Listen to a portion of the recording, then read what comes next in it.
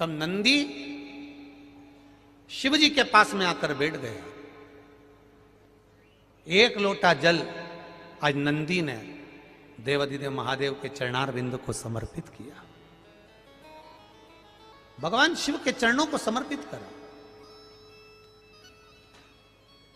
शिव जी जान गए नंदी कुछ पूछना चाहता। शिव जी ने पूछ लिया, नंदी, ए नंदी, क्या बात है? आज तू मेरे चरणों में जल चढ़ाकर बैठा है। आपको एक कथा में कहा था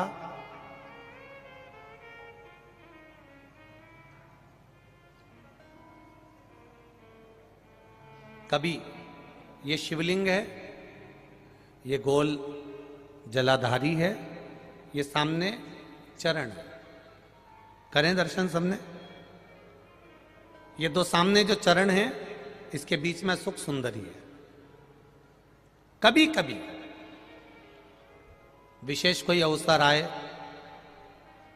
सोमवार की अष्टमी पड़ जाए या कोई विशेष प्रदोष का दिन पड़ जाए और आपको लग रहा हो कि मेरा महादेव को मैं जल चढ़ाते चढ़ाते इतना समय हो गया, मेरा महादेव नहीं सुन रहा, तब कभी कभी ऐसा मन में आए कि क्यों नहीं सुन रहा, तब लोटा भरकर जब जल लेकर जाओ, गणेश जी को चढ़ाया, अशोक सुंदरी को चढ़ाया, षडानंद कार्तिकेय को चढ़ाया, माँ जगत जननी जगदम्बा माँ पार्वती को चढ़ाया, वही जल ले जाकर बेलपत्री के वृक्ष पर चढ़ाया।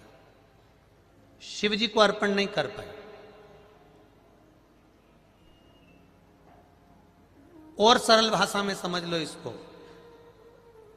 किसी किसी माता को आपने देखा होगा, किसी किसी व्यक्ति को आपने देखा होगा कि वो शिव मंदिर में जाता है, शिव जी को भले जल नहीं चढ़ाता है, पर शंकर भगवान के मंदिर में जाकर इतनी सफाई कर देता है, जहां शंकर भगवान का कहीं बेलपत्र वगैरह पड़ा हुआ है उसको उठाएगा, बीनेगा, फिर यहाँ से धोएगा, श्रृंगार करेगा, यहाँ से साफ करेगा, साफ करके जो पानी जा रहा है वहाँ साफ करेगा, साफ करके एकदम क्लीन करके फिर शंकर भगवान को पोंछ कर स्नान कराकर जल चढ़ाकर फिर उनका श्रृंगार करता रहता है। कभी कभी आपके साथ में भी ऐसा हुआ होगा, आपने भी करा होगा, ऐसा नहीं कि नहीं करा।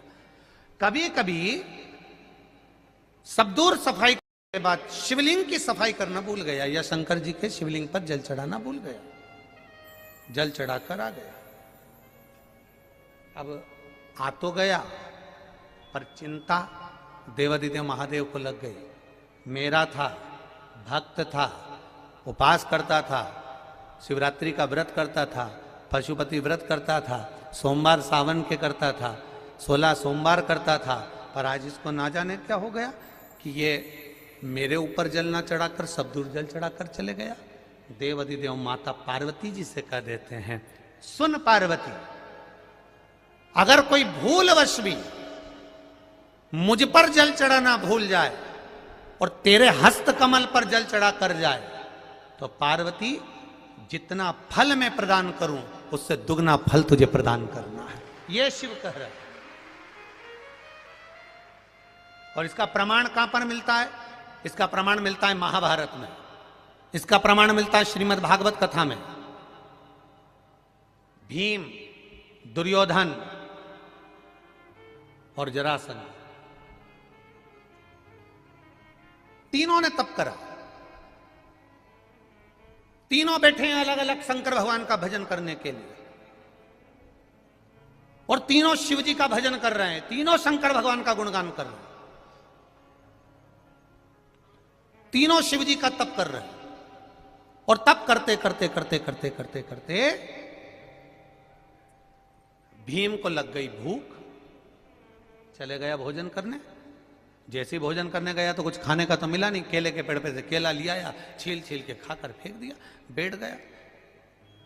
इतने में देवाधिदेव महादेव प्रकट हो गए, और महादेव प्रकट होकर तुरंत मेरे शंकर भगवान ने प्रसन्न होकर प्रकट होकर दुर्योधन और जरासंध को देखा और दोनों से पूछा, तुम्हें क्या चाहिए मांगो। दुर्योधन और जरासंध ने कहा, हमको 100 हाथियों का बल दे दो। शंकर भगवान ने कहा, 100 हाथियों का बल? तथास्तु। शंकर भगवान ने तथास्तु तो कह दिया। भीम बैठकर केला खा रहे थे और जरासंध और दुर्योधन जाते जाते हंस दिए। बताओ, इस खबड्डे को देखो, हप्सी को देखो, खाने के चक्कर में इसको आशीर्वाद नहीं मिला और हमको 100 हाथियों का बल मिल गया। किसी पर मत हंसना। दुर्योधन और जरासंध भीम पर हंसे थे और दुर्योधन और जरासंध भीम पर हंस दिए। भीम का मुंह उतर गया, चेहरा उतर गया, केला छोड़ा, भीम तप करने चले गया। तप करने गया तो भीम जान गया कि मैं अब तप करूंगा तो महादेव का नहीं करूंगा, पार्वती जी का करूंगा। अभी आपको कथा में कहा था कि केवल जलाधारी भी अगर आप स्पर्श कर कर बेलपत्री आदि कादिक जो निर्माल्य पड़ा हुआ है उसको उठाकर, बहुत बड़ा दोष है। एक